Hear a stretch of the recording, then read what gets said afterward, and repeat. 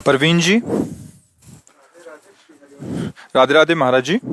महाराज जी, घर में पत्नी के साथ कलह के रहते मन व्यथित रहता है। नाम जप और ब्रह्मचर्य में सफलता नहीं मिल पा रही। महाराज जी, मैं क्या करूं? देखो, ऐसा है, आप बाहर की बात करते हैं, बात अंदर की। बुद्धि इतना कलह पैदा किए हुए हैं, अंदर प्रपंच पैदा किए, अगर उसको सुधार लो तो बाहर का कलह कोई परेशानी नहीं कर सकता। बिल्कुल सत्य मानो, भक्ति में बाहर की विशेष अनुकूलता की जरूरत नहीं है कि हमारे पत्नी अनुकूल होना चाहिए, पति अनुकूल होना चाहिए, परिवार अनुकूल। अगर हमारा मन हमारे अनुकूल है तो सारी बात बन जाएगी। देखो, त्रिभुवन पति पिता हिरण्यकश्यप 5 वर्ष के बालक प्रहलाद पर विपरीत है। अब क्या बकाया रह गया, उसके अनुकूल क्या रह गया? वो त्रिभुवन पति है, देवराज इंद्र के पद पर बलात् बैठा हुआ है, और इतना बड़ा तपस्वी, किसी का सांप काम नहीं करता उसके ऊपर, और इतना बलशाली हो। बालक कितना, 5 वर्ष का। लेकिन हरि भक्ति में मन लगा है तो भयभीत कर दिया हिरण्यकश्यप को। भयभीत हो गया कि मरेगा कैसे, कांप गया, और अंत तो गत्वा भगवान ने फाड़ के फेंक दिया उसको। अगर हमारा मन प्रभु में लगा है तो पत्नी क्या पूरा विश्व खिलाफ रहे तो हमें क्या फर्क पड़ता है, और प्रभु में मन नहीं लगा तो सब गड़बड़ हो जाए। हमें लगता है पत्नी का प्रतिकूल होना भगवान की कृपा का इशारा है, क्योंकि हम लोग इसी राग में तो बंध जाते हैं। बेटा अनुकूल है, पत्नी अनुकूल है, तो भगवान का भजन कहाँ होने पाएगा। और जब वो प्रतिकूल है, सब प्रतिकूल, तो लगता है यार कोई तो प्यार करने वाला हो, तो फिर प्यार समुद्र भगवान की तरफ हमारा मन जाता है।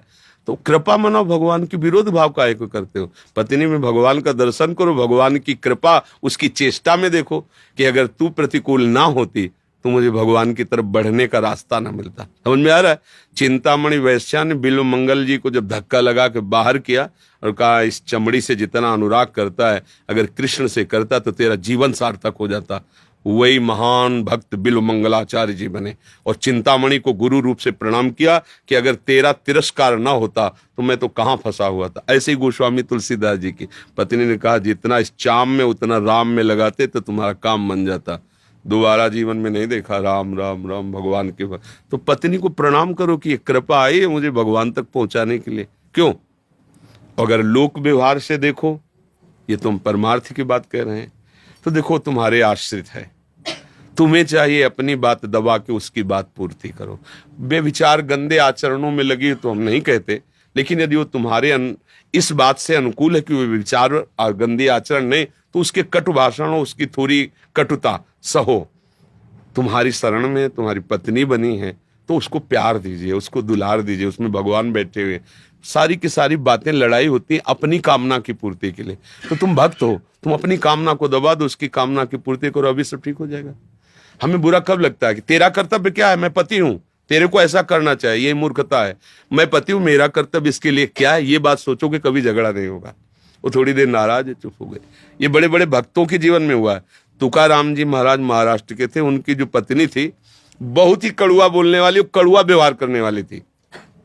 अभी हर समय विट्ठल विट्ठल केशव लगे रहते थे। वहाँ भोजन की भी व्यवस्था थी, बच्चे थे।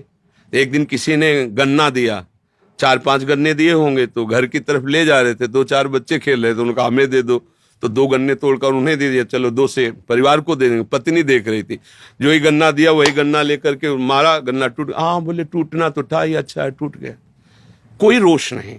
एक दिन वो सभा में बैठे ऐसे सत्संग कर रहे थे, वो गुस्सा के आई, ये विट्ठल विट्ठल बोलता रहता है, घर में चूल्हा जलाने के लिए ना लकड़ी है, ना आटा है, ना भोजन है, बच्चे भूखे रहते, विट्ठल विट्ठल पानी लेने गई थी, मिट्टी का घड़ा बीच सभा में जाके उनके ऊपर डाल दिया। वो हंसे और कहा, भगवान हम तो सुनते थे जो गरजते हो बरसते नहीं, तो गरजी भी बरसी भी आओ बस आनंद। कोई रोष नहीं। भक्त तो वही है जो सह जाए। तो भगवान ने प्रतिकूलता घर में दी, उसको सह जाओ, क्या परेशानी।